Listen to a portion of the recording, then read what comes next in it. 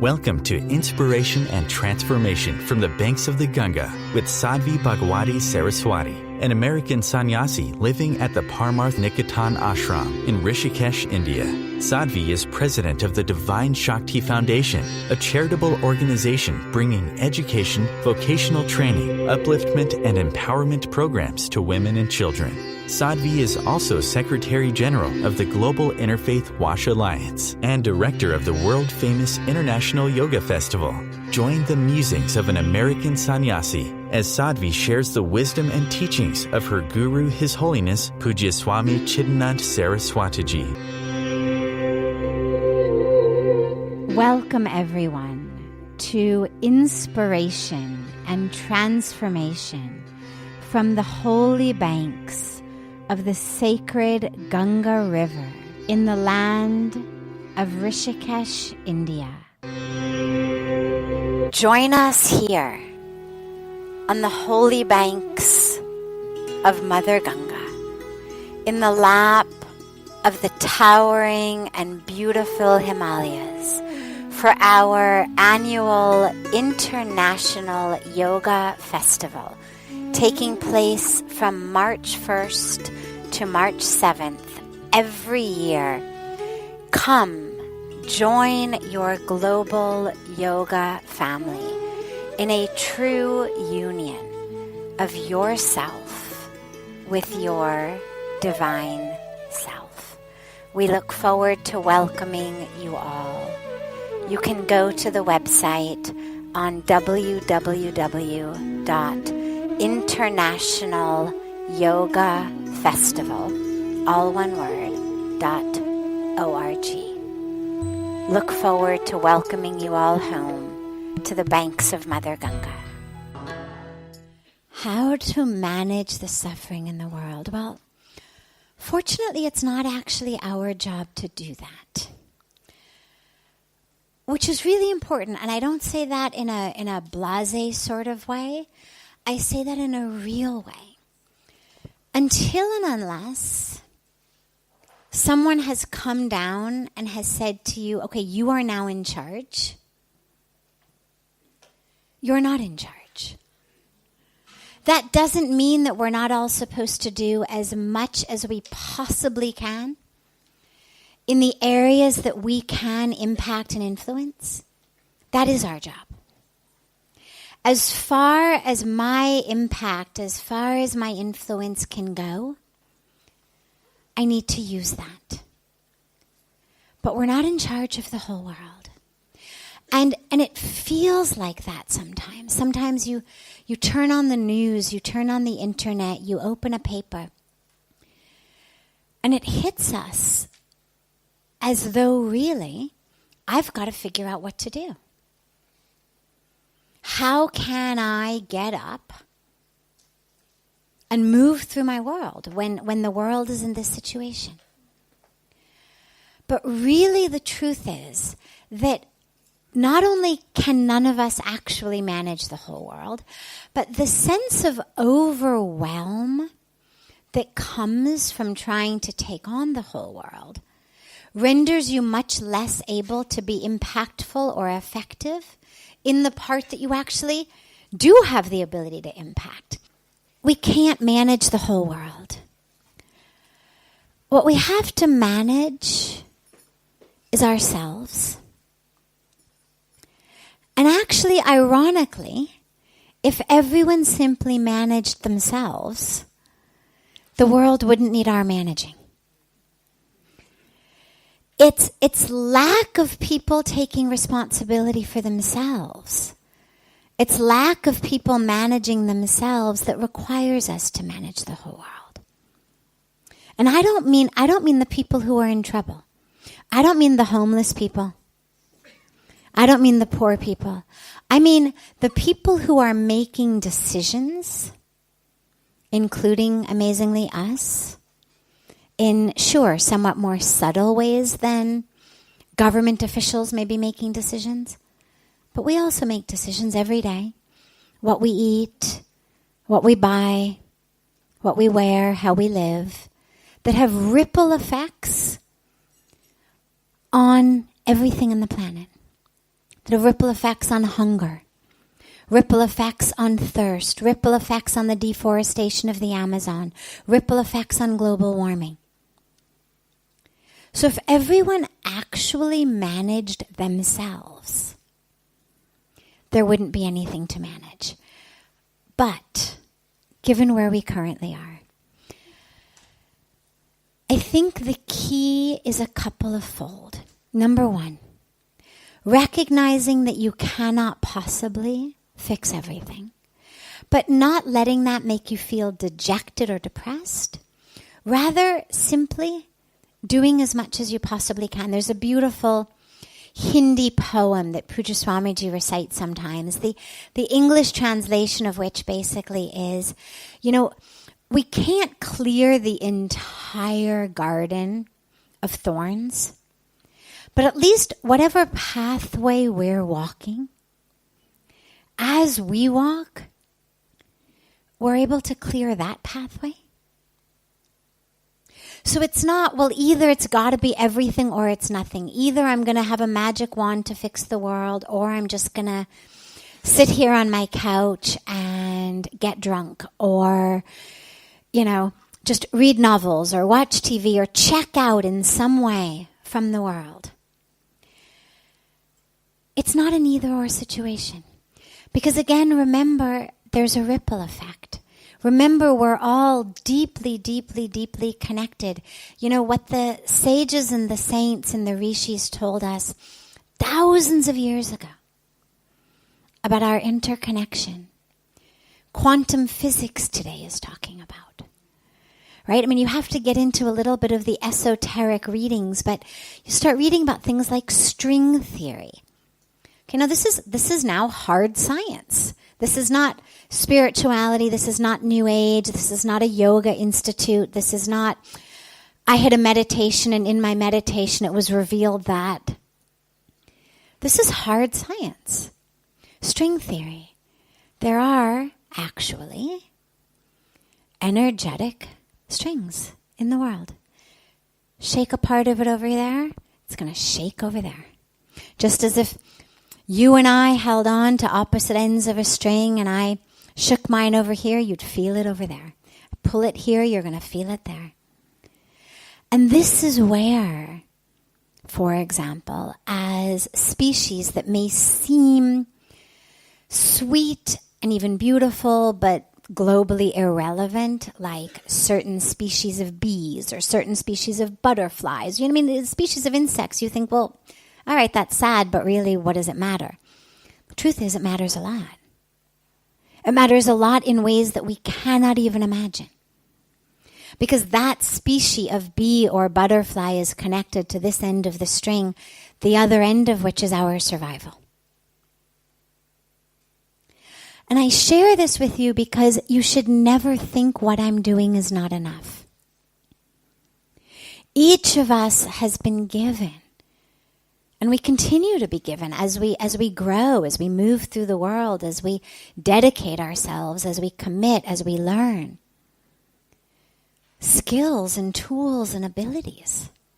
They're not all the same, either quantitatively or qualitatively, but we each have them. And each of them has a ripple impact on the world. And so rather than holding your head in despair at the unmanageable state of the world, the question is, what strings are connected to me? I may not know what's on the other end of them. I may have no idea where those ripples go. Some of them we do know. And one of the things we talk about very frequently in here is vegetarianism, for example. Well, the end of the string of what I eat is world hunger. The end of the string of what I eat is deforestation of the Amazon. The end of the string of what I eat is global warming. But a lot of things are not quite that obvious. And really it doesn't matter. All that matters is I'm doing my part on this end of the string. And the other aspect of it is to stay involved, but to stay involved in a way that is peaceful. your upset, your aggression, your frustration, excuse me, your awareness that this is unmanageable doesn't actually help anybody. When you're grounded and you're peaceful, that's when you're able to not only spread peace, which of course is great, but it's actually when you're able to connect with what the universe needs.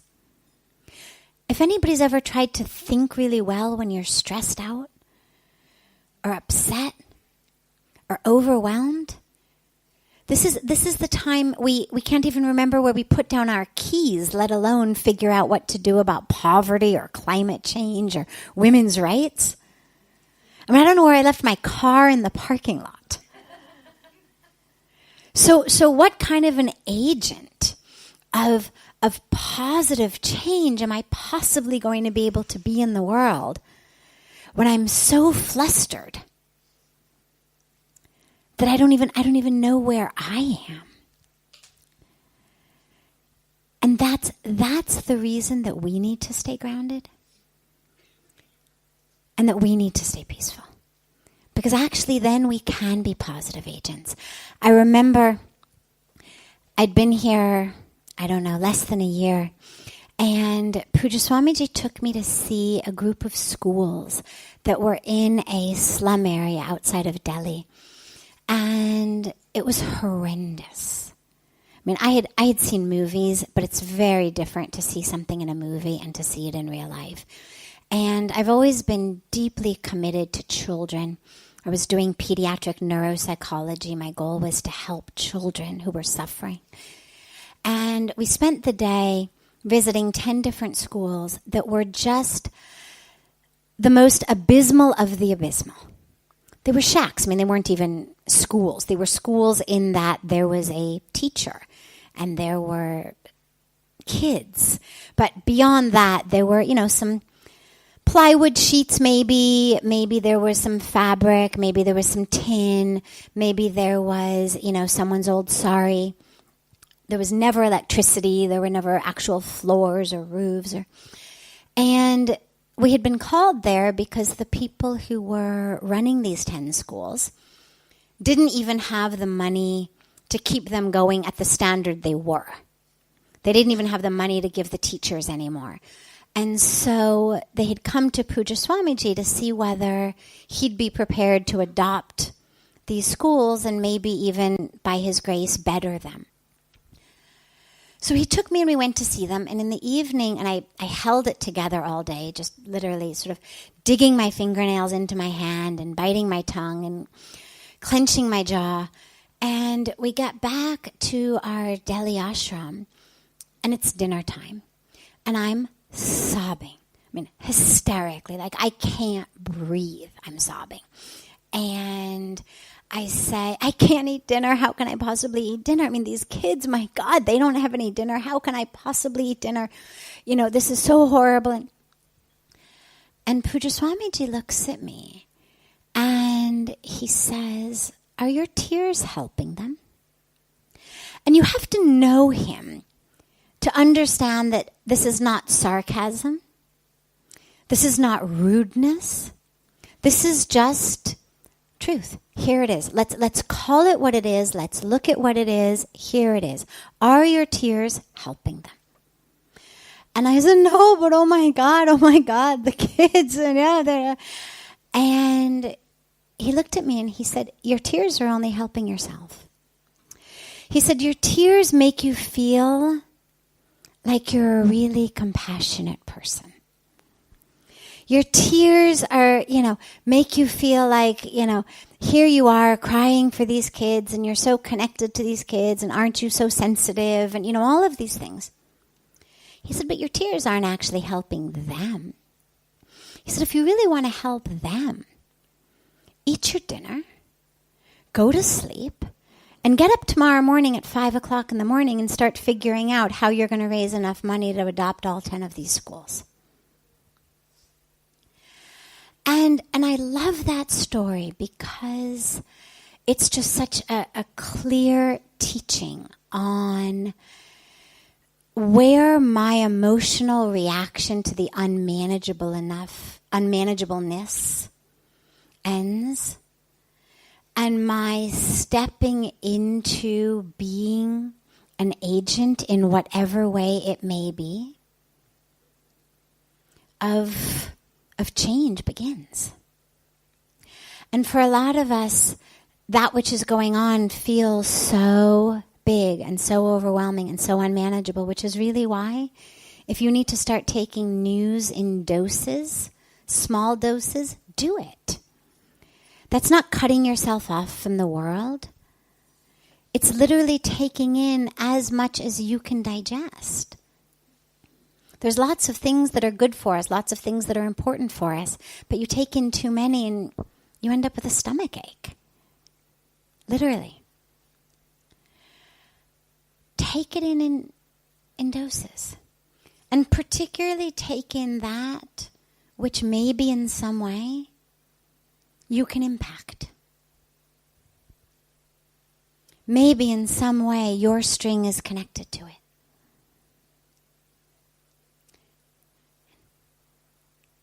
As you move through the world, how can I serve? How can I be a vehicle? How can I be a vessel? In what way can I be used?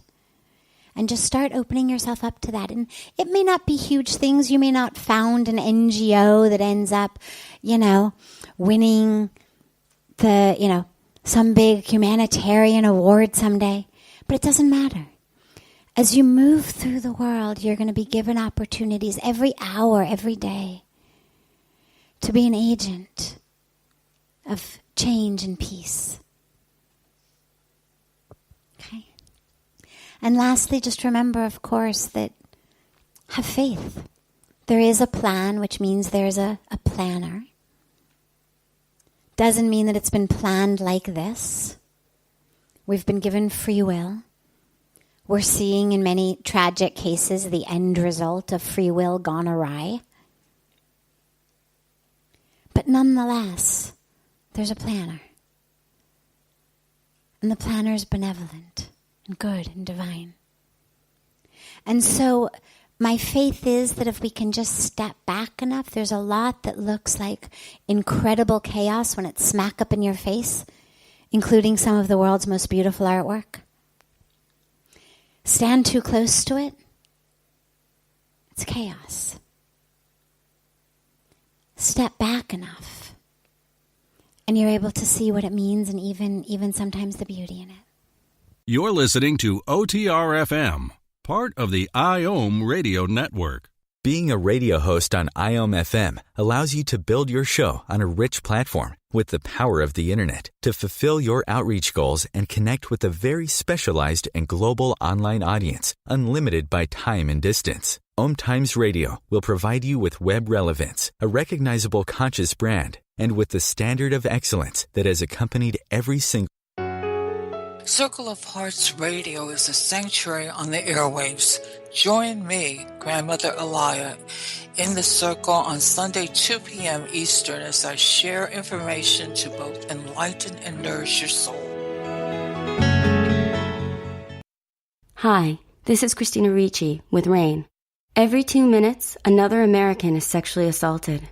If you or someone you know has been sexually assaulted, you are not alone. Help is just a call or click away through the National Sexual Assault Hotline.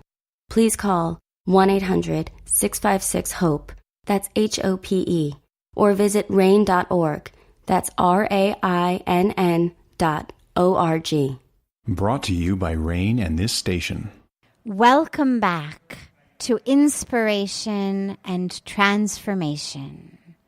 I'm so glad to have you all back here with me. Intention and agenda is very important. I may do good things, but if I'm doing them with the agenda that I'm going to be recognized for them, that I'm going to be appreciated for them, that I'm going to get good things in return, then chances are I am going to be miserable. Because I'm going to be miserable waiting to get my appreciation and acknowledgement and all the good things that are going to come. When they come, chances are they're not going to be as big or enough as I think they should be. But if my agenda of doing good things is for the joy of doing them, and it doesn't mean that the things themselves are so joyful, doesn't mean the actual work is always so joyful, but simply the joy of being in service. I may be sweeping the floor, I may be cleaning toilets, I may be cutting vegetables in the kitchen, I may be designing brochures, I may be stuffing envelopes, I may be going door to door raising money for an organization. I mean, I could be doing any one of a million things. Could be making sandwiches for the poor. I mean, I could be doing literally an infinite number of things. Not all of those things in and of themselves is particularly enjoyable. But if I'm able to take joy in being of service, then that service becomes its own reward. So if I'm looking for what is going to come back for me, you know, Pujya Swamiji always says, we always ask what for me. And really what we need to ask is what through me. So if I'm doing good work, but my question is what for me? What am I going to get out of this? It may be fully volunteer work. But I'm expecting somebody's going to notice, somebody's going to love me for it, whatever it may be. It could be a conscious expectation or a very deep-seated unconscious expectation. Then I'll be worthy. Then I'll be enough. Then my existence will matter. I mean, it may be very, very deep and subtle. But as long as we're looking for something from someone else, if this person appreciates me, acknowledges me, then I feel okay, then I feel worthy. When I get it, great. I don't get it, I don't feel great. So the service when you're doing good things has to be its own reward. If you're serving people, the benefit you're giving them, whether they acknowledge you or not, whether they even know you're the one who did it or not. But simply knowing, kids have sweaters today who didn't have sweaters yesterday. Kids have a school today who didn't have a school yesterday. They don't know we did it. We may not have gone personally and handed out every sweater. But just the awareness. The kids who were shivering yesterday or today not shivering. That brings joy. And the flip side of it is, as you say, people who do wrong things seem happy. I would disagree with you. I really would disagree with you. I would say that there is a drama in our world that a lot of people, most people in fact, sort of subscribe to on a surface level. And the drama is that having money, being rich, having big things, being successful, being powerful, that these are the good things in life. And so people who have them typically may act like, yeah, everything's great, because they know we have to act like everything's great. We're the rich people in the community. I'm the head, I'm the boss. If the CEO of a company walks into a boardroom and, puts his or her head in their hands and says, oh my God, I'm so depressed, do any of you guys know what to do? The company's going to fall apart. People are going to be like, well, you can't be CEO. You need to guide us. You're supposed to know what's going on here. You have to have it together. And so there's a whole drama that we've created based on the myth that these are the things that bring happiness. Which means that if you have them, yeah, you better be happy. My whole illusion of my life and everything I think I'm working for is based on the illusion that when I get those things, I'm going to be happy. You have them, you better look happy. Or my whole life is a question mark. And so should you be rich or beautiful or famous or powerful or whatever it is and dare to not be happy? What you tend to get is, what do you have to be miserable about? Like, you've got everything. And that's not a very compassionately open space for someone to be honest themselves, which is why people tend not to share it. But what I can tell you from traveling around the world and meeting so many people of every walk of life is so frequently, you find yourself in the homes of the richest people in the community, and everybody's there at the home, and there's a gathering, and there's many, many Mercedes lining the driveway, and it's a mansion, and people are there, and they look really happy, decked out in the best clothes, and then people leave, and the doors close, and they fall at Pujya Swamiji's feet sobbing because they're miserable. But they're embarrassed to be miserable because they have everything. So don't make any assumptions, actually, about how deeply happy people are. The other last piece that I would give you about this is, if you were really happy, you wouldn't do wrong things. And the reason that I know this is, I'm a scientist by academic background, and I love science, and I kind of move through the world in my mind, just subtly running many, many experiments simultaneously, and just watching and listening and looking and paying attention and wondering and thinking. And one of the things that I've noticed that I'm pretty sure is true is, when you're happy, you make people around you happy. When you are deeply in peace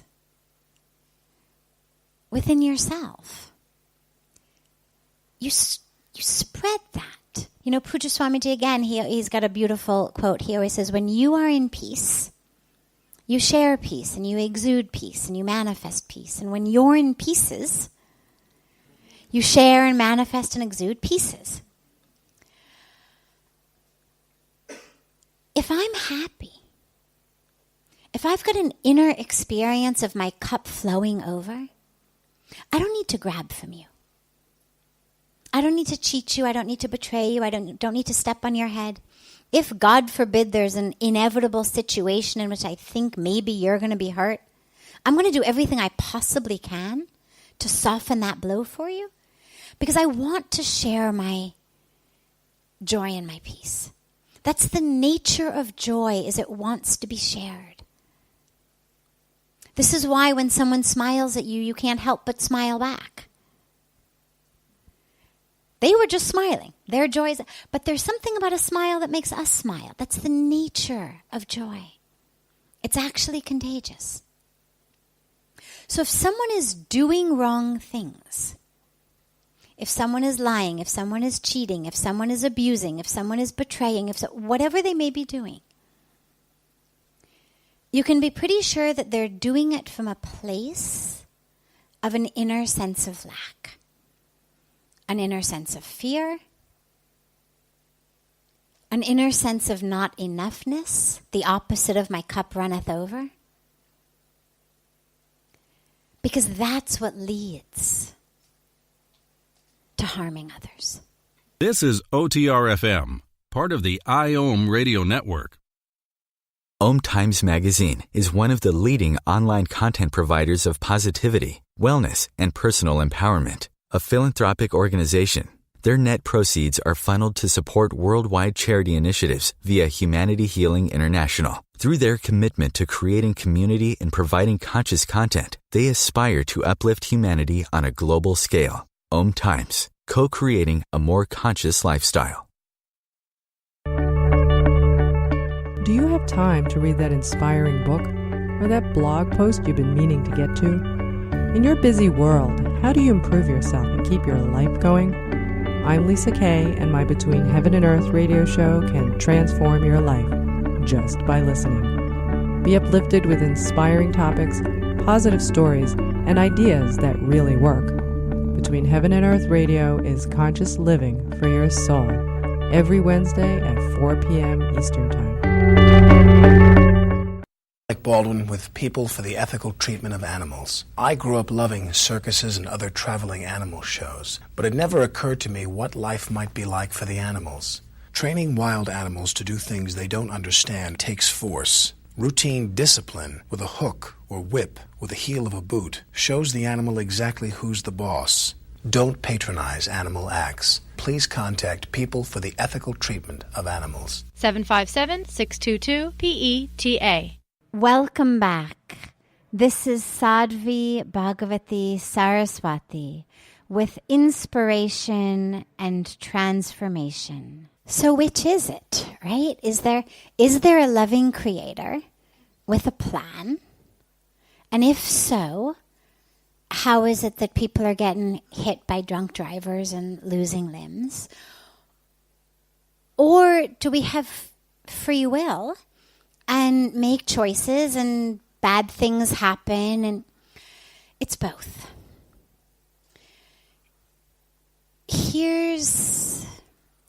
This is the stuff that many year-long courses are made of spiritual philosophy of karma, spiritual philosophy of reincarnation, spiritual philosophy. This is literally, people do advanced degrees in these subjects. But in short, and in an overarching way, and particularly in a way that matters most to us, so not necessarily in the most esoterically philosophical way, but in the way that matters in our life. First, yes, there's absolutely a divine creator. For me personally, that the surety of that comes from three places. Number one, because people I really, really, really trust, whom I have grown to trust very, very deeply over my life, have had very personal experiences of knowing, whether it's past lives, whether it's direct connections of visions in this life of karma. So for me, that's one way. Is just when you've got people in your life you deeply trust. You can't listen to everybody. You've got a cold or a flu or a cough. If you listen to every single person who told you what to do, you would end up not only with a cold, but you'd end up insane. Seriously, you couldn't possibly take advice from even 10 people for something as simple as congestion and a cough. Then you think about something as big and important as my life. You choose who are the people. If it's an area that we don't know from personal experience, so okay, if I haven't had a personal experience of this loving creator, how do I know? Well, one way of knowing is if you happen to have people in your life whom you deeply trust, who have had personal experience, and say to you, here is what I know. It's the flip side of don't stick your finger in that socket. I've done that. I know what happens. If you trust the person, you're not going to stick your finger in the socket. For me, the second way of knowing is personal spiritual experience. I've had experiences of connecting to, being in the presence of the Creator. And it's an experience of nothing but love. So on a personal experience level, I've had that experience. And the third way that I know is science. Science is usually the greatest argument against a loving creator. But for me, having spent time in physics labs, in biology labs, in chemistry labs, where you know exactly what you're doing. I mean, the instructions are given to you exactly. You've got all of your tools in place. You've got all of the different elements that you're adding in, that you're titrating in. You've got your Bunsen burner. You turn it on. And despite knowing everything, despite thousands and thousands of years of probably unofficial study and at least hundreds of years of very official academic scientific study, we know what things are made of. We know how molecules bind together. But despite knowing all of that, we still can't create life in a lab.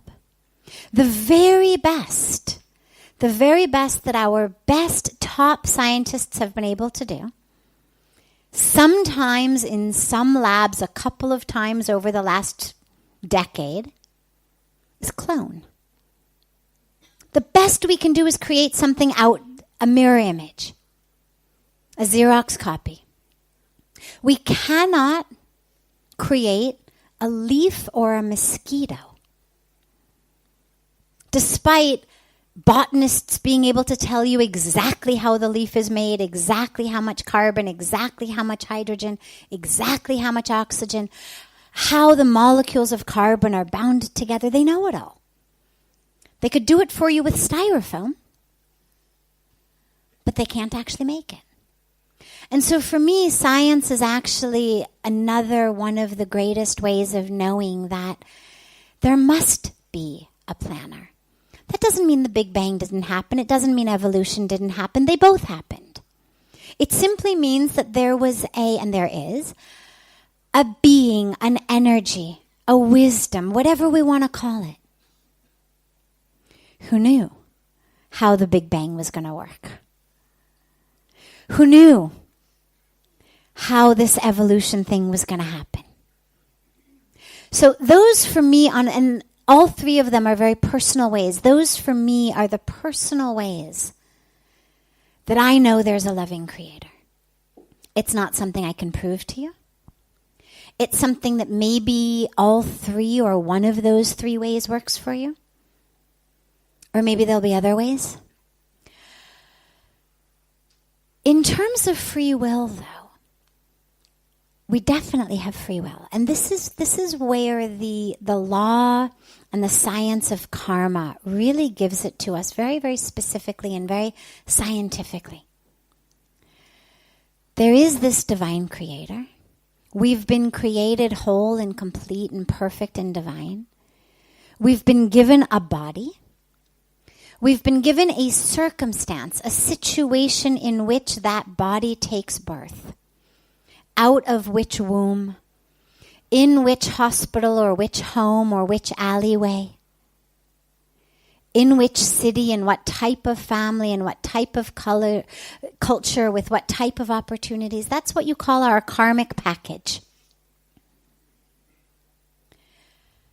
But what we do with that is free will. Now, of course, karma plays a role in it. How intelligent I am. The type of sanskaras or ethics or values I'm going to get from my family are going to dictate how I think about things and therefore how I'm going to use my free will. So it's all interlinked and interlocked. It's not black or white. It's here's the divine plan, here's the creator, here's the law of karma, which is science. It's not God sitting up there, saying you've been good, you've been bad, here's your reward, here's your punishment. God has created the law of karma. Much like God has created the law of gravity.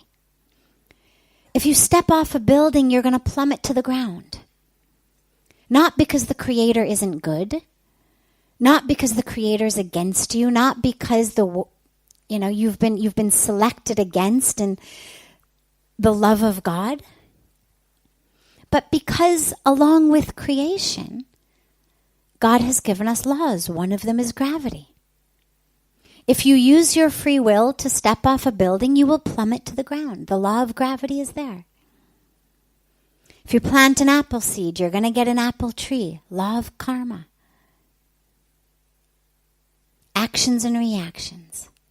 So in our lives, that which we're experiencing is a beautiful mix of a full karmic package from God knows how many lifetimes, from divine plan, divine creation, and how our free will interact with all of that. So right here, right now, we're all sitting here. We can't change that. You can't rewind your life and be drinking a cappuccino on the Champs-Élysées at this moment instead.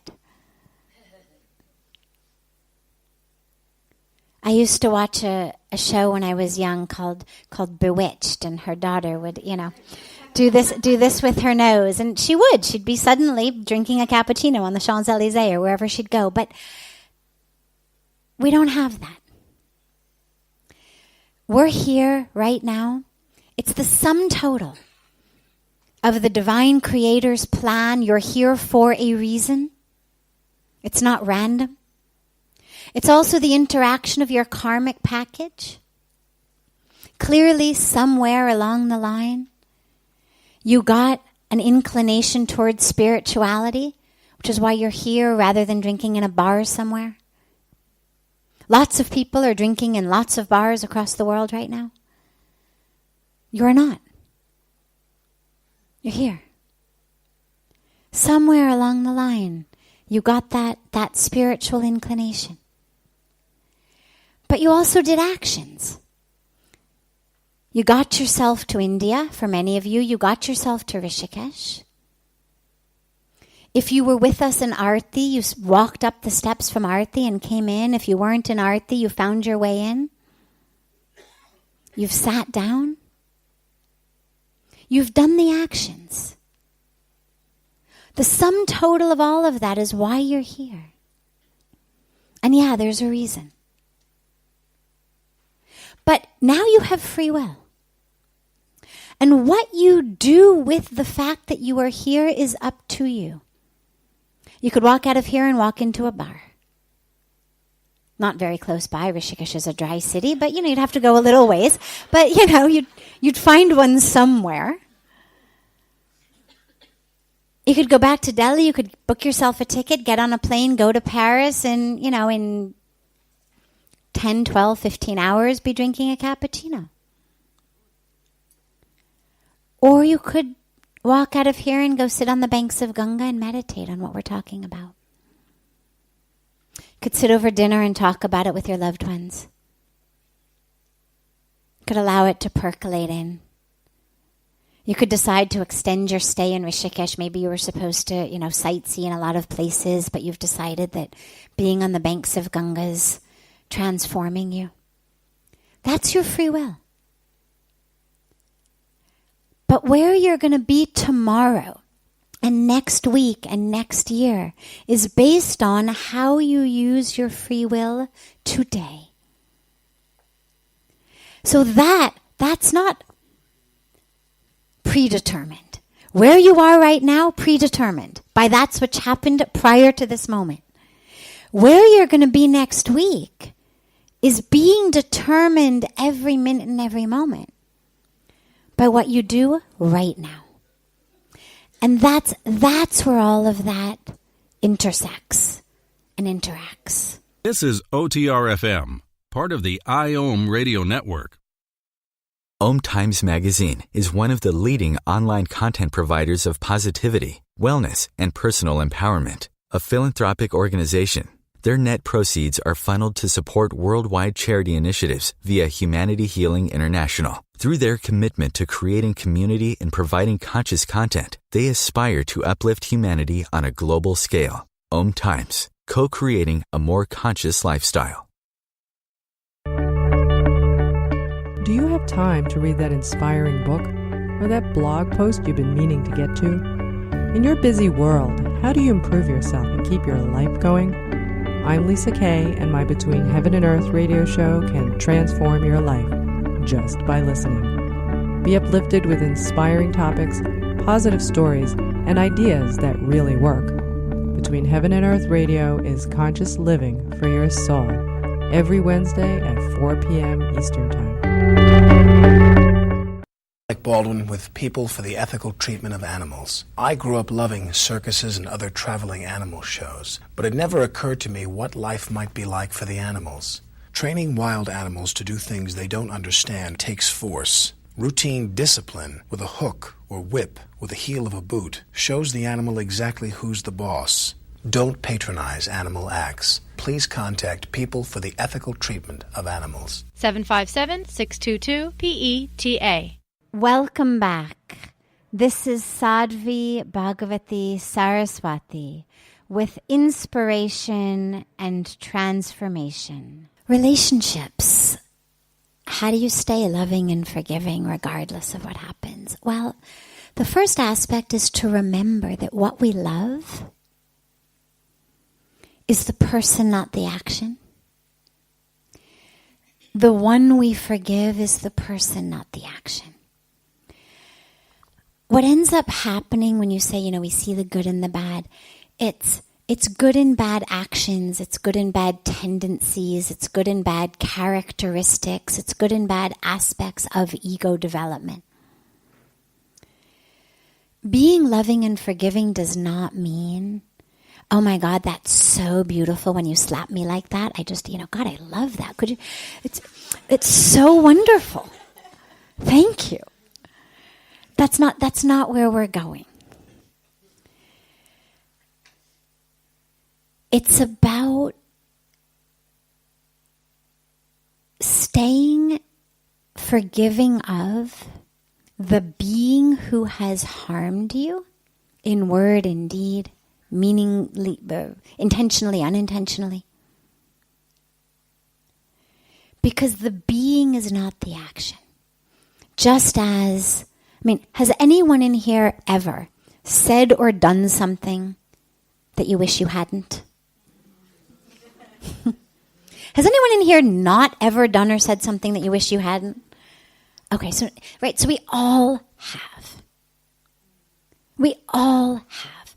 And the prayer that we would all have is that whomever we had said or done it to could see us as the fullness of our being and not that one action or word.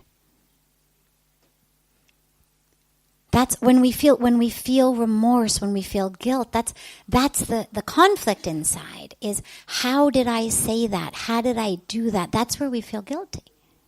Because we understand, well, that's not all of me. That was my fear, that was my jealousy, that was my anger, that was whatever it may have been. But that's not the sum total of me. And so in the same way, when people speak to us, treat us, do things to us or not to us or just in the world, that we would deem the good and the bad, how can we see those as actions or characteristics of a much fuller being